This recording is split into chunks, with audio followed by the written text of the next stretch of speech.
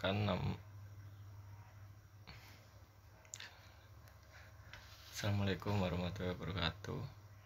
Perkenalkan, nama saya Ahmad Iqsal Ervanda dari Universitas Siddhartha, program studi teknik industri. Di kesempatan kali ini saya akan menjelaskan tentang momentum dan impuls. Yang pertama, momentum, impuls, dan hubungannya. Satu, momentum merupakan hasil kali antara massa dengan kecepatan benda. Karena kecepatan merupakan besaran vektor, maka momentum juga termasuk besaran vektor yang arahnya sama dengan arah kecepatan benda. Secara matematis, persamaan momentum dapat ditulis sebagai berikut: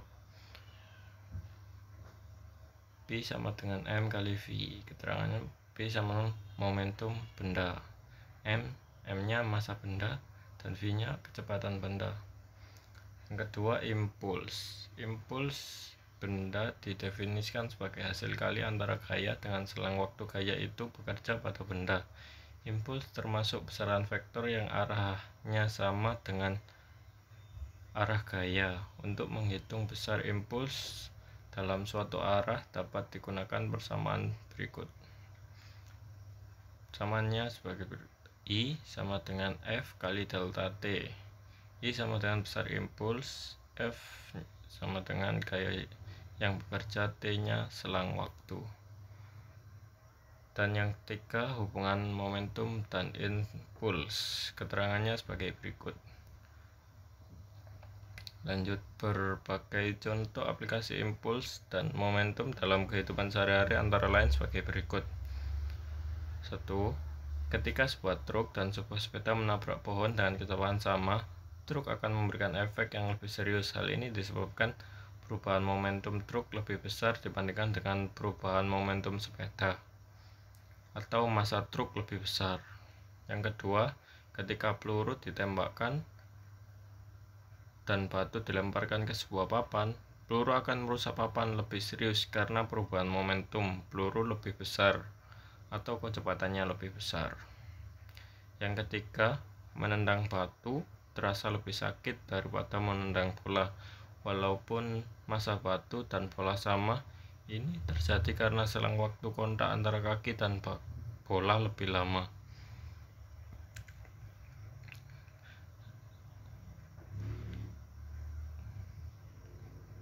Ini contoh soal. Lanjut, hukum kekekalan momentum. Dengan memperhatikan analisis gaya tumbukan bola pada gambar 5,2 atau di samping, ternyata sesuai dengan pernyataan hukum 3 Newton. Kedua bola akan saling menekan dengan gaya F yang sama besar, tetapi arahannya berlawanan akibat adanya gaya aksi dan reaksi dalam selang waktu T tersebut. Kedua bola akan melepaskan diri dengan kecepatan masing-masing sebesar V1 dan V2. Penurunan rumus secara umum dapat dilakukan sebagai berikut. Ini contoh soalnya. Dan selanjutnya, tumbukan 1. Tumbukan lenting sempurna. Tumbukan lenting sempurna atau elastik terjadi di antara atom, inti atom, dan partikel-partikel lain yang seukuran dengan atom atau lebih kecil lagi. Dua buah benda dikatakan mengalami tumbukan lenting sempurna jika pada tumbukan itu kedua benda sebelum dan sesudah tumbukan adalah tetap. Oleh karena itu, pada tumbukan lenting sempurna berlaku hukum kekekalan momentum dan hukum kekekalan energi kinetik. Tumbukan lenting sempurna hanya terjadi pada benda yang bergerak saja. 1. Berdasarkan hukum kekekalan momentum dapat ditulis sebagai berikut. Dan yang selanjutnya, berdasarkan hukum kekekalan energi kinetik diperoleh persamaan sebagai berikut. Ini yang bawah. Dan yang selanjutnya, jika persamaan di atas saling didistribusikan, maka diperoleh persamaan sebagai berikut. Yang bawah. Dan nomor 2, tumbukan tidak lenting sama sekali.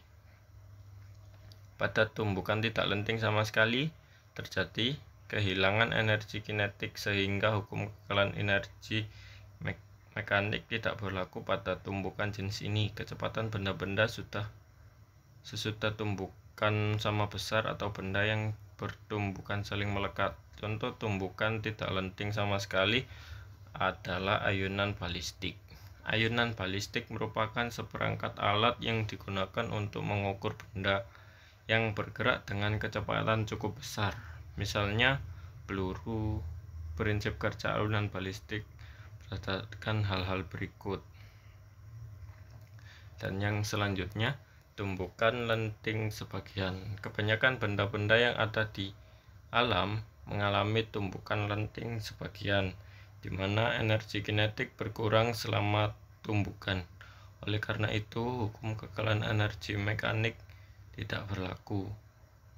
Besarnya kecepatan relatif juga berkurang dengan suatu faktor tertentu yang disebut koefisien restitusi.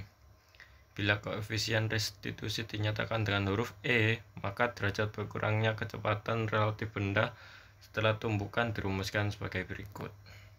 Ini rumusnya. Dan ini contoh soalnya. Terima kasih. Apabila ada salah kata, mohon maaf.